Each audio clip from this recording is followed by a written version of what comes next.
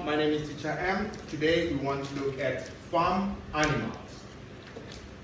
Cow, horse, chicken, pig, goat. What animal is it? It's a cow. It's a horse. It's a chicken. It's a pig. It's a goat. Now, what do you see? I see a cow. I see a goat. I see a horse. I see a pig.